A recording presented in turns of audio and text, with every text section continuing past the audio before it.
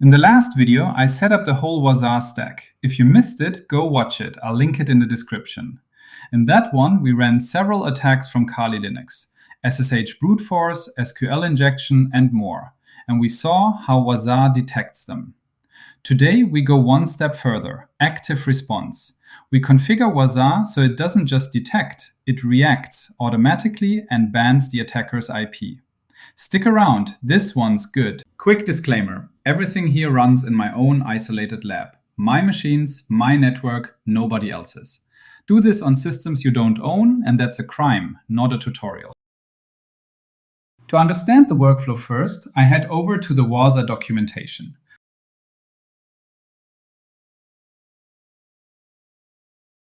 The user manual, the active response section. That's where you can read how it works and how you configure it. Now into the Wazuh dashboard.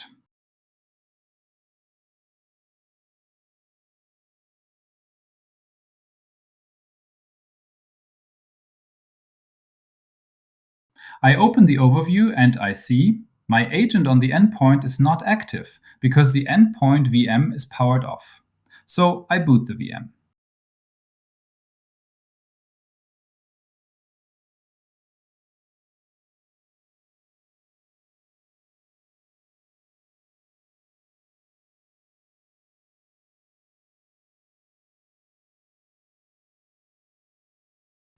I refresh the dashboard and now the agent is active. I click into it and see its overview. Now I fire up Kali Linux and run the first brute force attack with Hydra. So we get the logs flowing into Wazuh.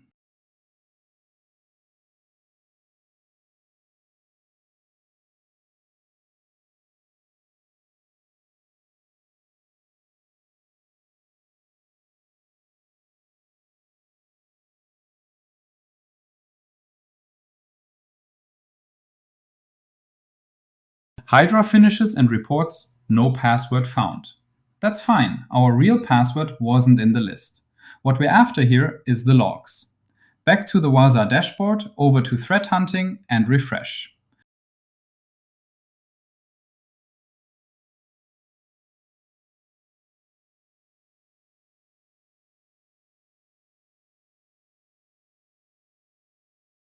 Here you can see it. Somebody tried to log in over SSH with logins that don't exist. You see a whole stream of events because Hydra cycled through a lot of passwords. I click Inspect, and here's all the detail. The endpoint's IP, the attacker's IP, and the fact that a brute force attempt took place. Okay, I go into the Wazuh documentation to the use cases, and there's an example that shows exactly how to respond to an SSH brute force. It says, on the Wazuh server, in the config file, and if it's not there, you add it. So I go into my open config file in the terminal and search for the command firewall-drop. There it is. Now we need the active response block. I copy it and paste it into the config.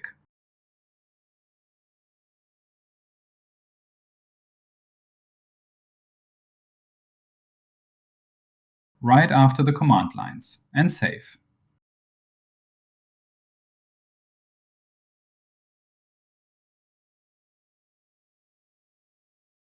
After saving, I restart the Wazuh manager.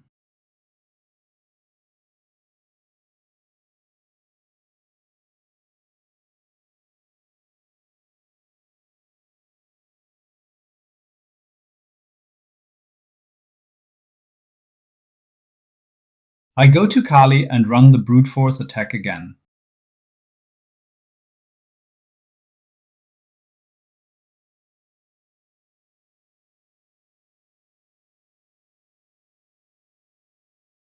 The attack runs, but Hydra itself won't tell us the IP got blocked. We show that through the endpoint agent's logs. First, the dashboard. I refresh and voila, you can see it. Active response kicked in and blocked the IP. Now the proof, straight on the system. I open the endpoint and run this command. And voila, you can see the attacker's IP is blocked with a drop rule. We head back into the Wazuh dashboard. I want to show you where to find the rule.id I put into the config.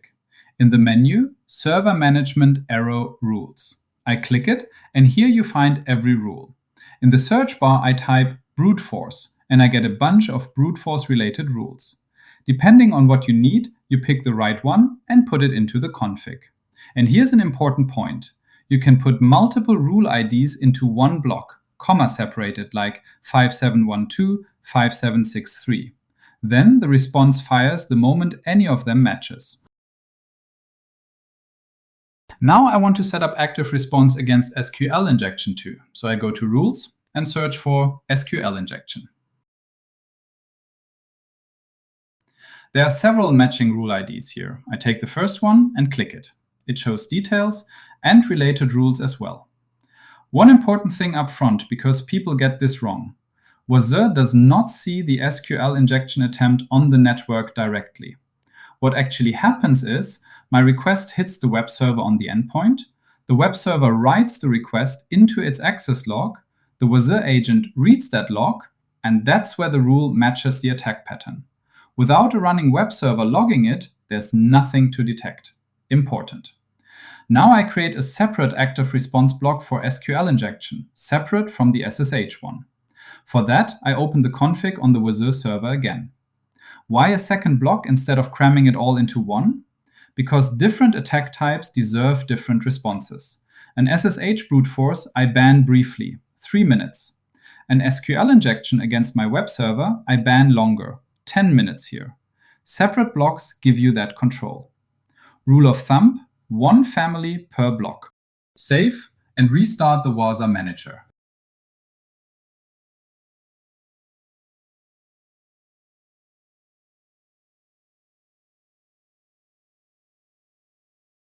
Now we test the SQL injection. I go to Kali and send a request with curl. The code does no real damage, it just makes a request asking for all the entries in the users table. Enter. I get a 404, not found. That's no problem, it just means this path doesn't exist on the server. What matters to us isn't the response, it's that the request lands in the log and Wazuh matches the pattern. Let's check the Wazuh dashboard.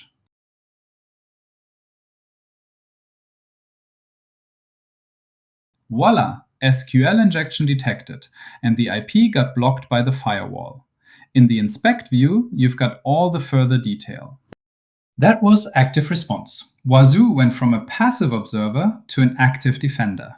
It detects SSH brute force and SQL injection and bans the attacker's IP automatically in seconds. If this helped you out, smash subscribe and hit the bell. This is Solder Exploit. See you in the next one.